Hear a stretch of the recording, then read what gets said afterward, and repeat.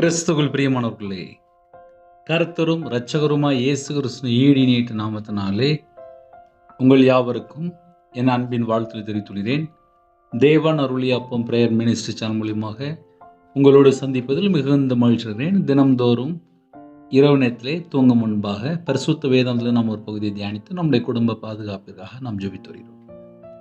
யோவேல் 2 அதிகாரம் 13 வசனத்திலே, நீங்கள் உங்கள் வஸ்திரங்களை அல்ல, உங்கள் இருதயங்களை கிழித்து உங்கள் தேவனாகிய கர்த்தரிடத்தில் திரும்புங்கள்.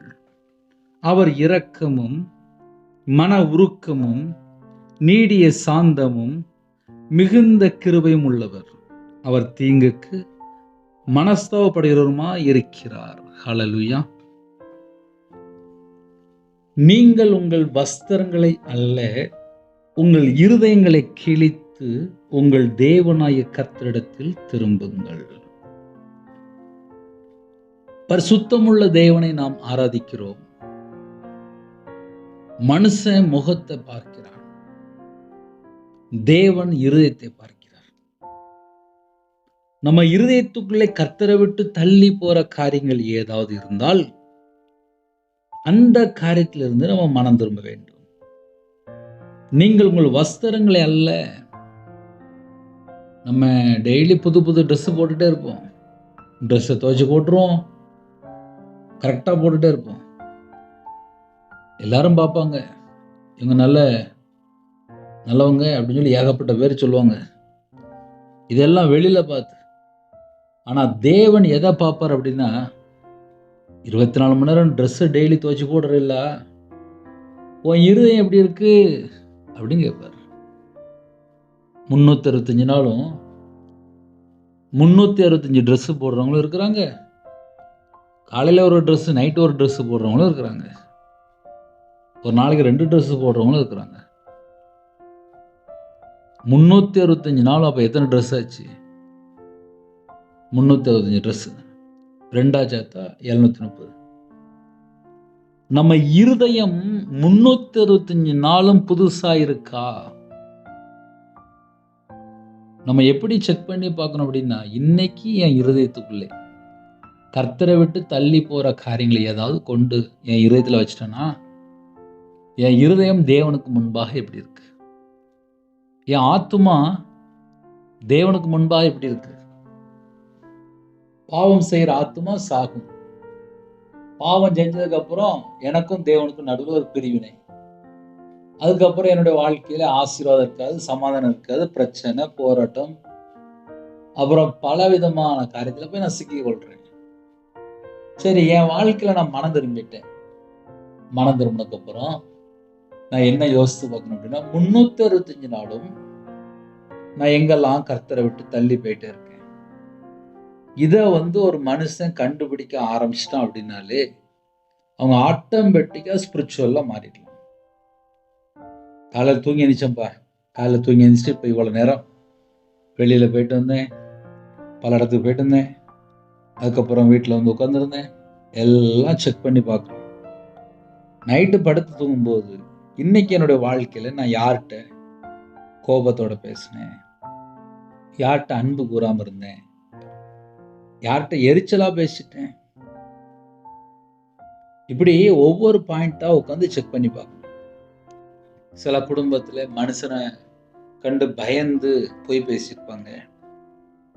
மனுஷனுக்கு பயப்படும் பயம் கண்ணியை வருவிக்கும். அதனால என்ன ஆகும் அப்படின்னா போய் பேசியிருந்தாங்க. உண்மை உள்ள மனுஷன் தான் பரிபூர்ணமான ஆசீர்வாதத்தை பெற முடியும். அப்ப 24 மணி நேரம் வாழ்க்கையில நான் போய் பேசினேன்னா நான் உண்மையா இருந்தேனா? 24 மணி நேரம் வாழ்க்கையில நான் யாருக்காவது பயந்து வாழ்ந்தேனா, இல்ல நான் கர்த்தருக்கு பயந்து தீமையை விட்டு விலகி வாழ்றேன்? அந்த வித்தியாசத்தை நம்ம முதல்ல புரிந்து கொள்ளணும். ஒரு மனுஷன் தேவனுக்கு பயந்தால் தீமையை விட்டு விலகிடுவான். அதான் கர்த்தருக்கு பயப்படுகிற பயம். சில குடும்பத்திலே தீமையை விட்டு விலகி வாழ்வாங்க, அவங்க தேவனுக்கு பிரியமானபடி வாழ்ந்துட்டு இருப்பாங்க. சில குடும்பத்துல என்ன பண்ணுவாங்க அப்படின்னா, மாமியாரை கண்ட பயம், குடும்பத்துல ஏதாவது ஒரு சின்ன பிரச்சனை வந்துட்டா உடனே ரொம்ப பயந்துருவாங்க.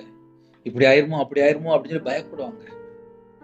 அப்ப கர்த்தருடைய பிள்ளைகள் நம்ம என்ன யோசித்து பார்க்கணும் அப்படின்னா, நைட்டு தூங்கும் முன்பாக நீங்கள் உங்கள் வஸ்திரங்களை அல்ல அப்படின்ட்டு உங்கள் இருதயங்களை கிழித்து அப்படின்னா என்ன அர்த்தம்? கர்த்தரை விட்டு தள்ளி போற காரியம் இருக்கா? அதுல இருந்து நான் முதல்ல வெளியில வரணும். உங்கள் தேவனாய் கர்த்தரிடத்தில் திரும்புங்கள், மனம் திரும்புங்கள்.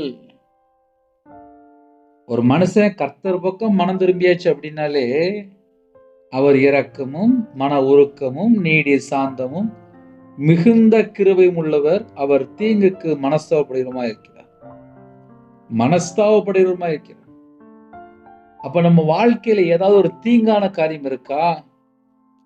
ஏதாவது பிரச்சனையில வாழ்ந்துட்டு இருக்கிறோமா? உடனே நம்ம என்னதான் யோசித்து பார்க்கணும், நான் கர்த்தரை விட்டு எங்கேயாவது தள்ளி போயிருக்கேன். இத ஒரு மனுஷன் கண்டுபிடிச்சாலே பெரிய ஆசீர்வாதம் தான். ஏன்னா முதல்ல மனம் திரும்பி வாழ ஆரம்பிச்சிருவாங்க, தேவனோட சமூகத்தில் அர்ப்பணித்து ஜெபிக்க ஆரம்பிச்சிருவாங்க, பாவ மன்னிப்பே பெற்றுக்கொள்வாங்க, இருதயத்துக்குள்ள சமாதானம் வந்துடும். அடுத்த நாள் போய் அந்த பாவத்தை பண்ண மாட்டாங்க. ஏன்னா மனம் திரும்பி பாவ மன்னிப்பு அறிக்கை பண்றாங்கல்ல. இப்போ ஒரு குடும்பத்துல ஏன் மறுபடியும் துணிகரமான பாவத்துக்குள்ள போறாங்க அப்படின்னா, இருதயத்துல உணர்வே இருக்காது, இருதயம் கடினமா இருக்கும், இஷ்டம் போல ஒரு வாழ்க்கையா இருக்கும். ஞாயிற்றுக்கிழமை பார்த்தா சர்ச்சைக்கு போயிடுவாங்க, வீட்டில் போய் பார்த்தா நல்ல நாடகம் பார்த்துட்டு இருப்பாங்க, நல்ல செல்போன்ல தேவையில்லாத வீடியோ பார்த்துட்டு இருப்பாங்க. அப்புறம் இருக்கிற கொஞ்ச நெஞ்சமும் எல்லாம் போயிடும். அப்புறம் ஆவியிலே இருக்க முடியாது. பாவம் செய்கிற ஆத்மா சாகும். ஒரு குடும்பம் பாவம் பண்ணிட்டே இருந்தா ஆத்மா செத்து போயிடும். அப்புறம் அவங்களுடைய வாழ்க்கையில் ஆசீர்வாதம்லாம் இருக்காது. முதல்ல இருதயம் புதுப்பிக்கப்படணும். என் இருதயத்துக்குள்ள கர்த்தரை விட்டு தள்ளி போற காரியமே இருக்கக்கூடாது. பிதா குமாரன் பரிசு ஆவியானவர் என் இருதயத்துல இருக்கணும் அப்படின்னா நான் தேவனோட வார்த்தைக்கு கீழ்ப்படியணும். ஹல்லேலூயா. தேவனை குறித்து ஒரு குடும்பம் அறிந்து கொள்ளணும் அப்படின்னா தேவன் எப்படிப்பட்டவர்? அவர் இரக்கம் உள்ளவர். ஒரு பாவி மனம் திரும்பினால் மன்னிக்கிறதற்கு தயவு பெறுத்தவர். நம்ம இருதயத்துக்குள்ள கர்த்தரை விட்டு தள்ளி போற காரியங்கள் ஏதாவது இருந்தால் கர்த்தர் பக்கம் மனம் திரும்பி தேவனோட சமூகத்துல தாழ்த்தி அர்ப்பணி ஜெபிக்கும் போது கண்டிப்பாக தேவன் நமக்கு கிருபை தருவார், ஆசீர்வதிப்பார். நம்ம குடும்பத்துக்குள்ள ஒரு சமாதானம் இருக்கும். அவர் இரக்கமும் மன உருக்கமும் நீடிய சாந்தமும் மிகுந்த கிருபையும் உள்ளவர் என்று எழுதப்பட்டு. அப்ப அவரிடத்துல மனம் திரும்பினா போதும். இரவு நேரத்தில் எனக்கு ஒரு சமாதானம் வேணும், நான் நிம்மதியா இருக்கணும், எனக்கு எந்த ஒரு பிரச்சனையும் வரக்கூடாது, என் குடும்பம் ஆசீர்வாதமா இருக்கணும் அப்படின்னா நம்ம வாழ்க்கையில கர்த்தரை விட்டு தள்ளி போற காரியங்கள் ஏதாவது இருக்கா? அதை நாமே ஆராய்ந்து பார்ப்போம். இரவு நேரத்துக்கு ஜெபிப்போமா? கண்களை மூடி நாம் ஜெபம் செய்வோம். அன்பின் கர்த்தாவே, நன்றியோடு துதிக்கிறோம், சொல்கிறோம்ப்பா. உங்களுடைய பாதவில் அர்ப்பணிக்கிறோம்ப்பா. எங்களோட வாழ்க்கையில கர்த்தரை விட்டு தள்ளி போன காரியங்கள் எதுவா இருந்தாலும் மன்னித்து உங்க பிள்ளைகளை பரிசுத்தப்படுத்தி ஆசீர்வதிங்க. உங்க நாமம் மகிமைப்படட்டும். சிறுபிள்ளைகள் முதல் கொண்டு முதியோர் வரை எல்லாரையும் உங்களுடைய ஜீவனுக்கு அர்ப்பணிக்கிறோம். எங்களை தாழ்த்திரோம், அர்ப்பணிக்கிறோம்ப்பா. என் நாமத்து நிமித்தம் எதை கேட்டாலும் என்று சொன்னீங்க ராஜா. இயேசு கிறிஸ்து நாமத்தினால கேட்கிறோம்ப்பா.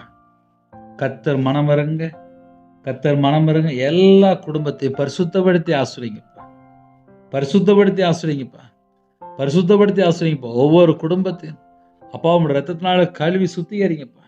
என் நாமத்து நிமித்தம் எதை கேட்டாலும் என்று சொன்னீங்க ராஜா. இயேசு கிறிஸ்து நாமத்தினால கேட்கிறோம்ப்பா. சிறுபிள்ளைகள் முதல் கொண்டு முதியோர் எல்லா குடும்பத்தையும் கர்த்தர் ஆசீர்வதிங்கப்பா. கர்த்தர் தொட்டு ஆசீர்வதிங்கப்பா.